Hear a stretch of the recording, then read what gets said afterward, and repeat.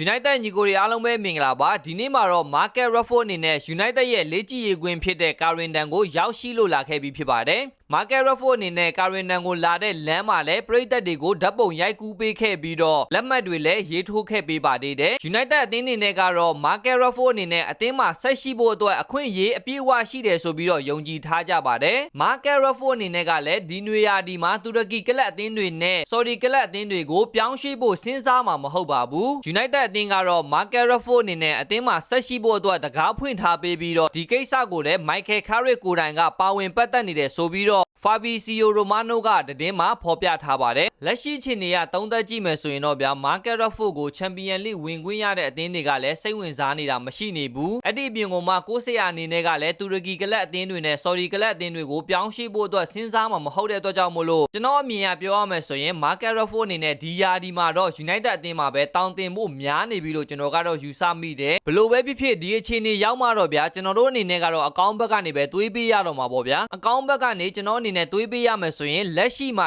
United ရဲ့ဘုတ်အဖွဲ့တွေအနေနဲ့ Center Forward နေရာရောလက်ဝင်နေရာအတွက်ပါကစားသမားတစ်ကိုခေါ်ယူမှာမဟုတ်တဲ့အတွက်ကြောင့်မို့လို့ Marcus Rashford ရှိနေတာကတော့ Michael Carrick အတွက်လူစင်းရသွားတယ်လို့ပဲကျွန်တော်ကတော့တွေးပေးချင်ပါတယ်ညီကိုတို့အနေနဲ့ကရောအမြင်တွေဘလို့ရှိကြလဲ Marcus Rashford ရောက်လာတဲ့အပေါ်မှာညီကိုတို့သဘောကျကြရဲ့လားကျွန်တော်ရဲ့ကွန်မန့်အောက်မှာဝင်ရောက်ဆွေးနွေးပေးသွားလို့ရပါတယ်မကြခင်မှာလည်းကျွန်တော်အနေနဲ့ United ရဲ့ဂျာစီလေးတွေကိုမဲဖောက်ပေးသွားမှာဖြစ်တဲ့အတွက်ကြောင့်မို့လို့ညီကိုတို့အနေနဲ့ကျွန်တော်ရဲ့အကောင့်လေးကို follow လေးလုပ်ပေးသွားကြပါအောင်ကြည့်ရှုပေးတဲ့ညီကိုတွေအားလုံးပဲကျေးဇူးတင်ပါတယ်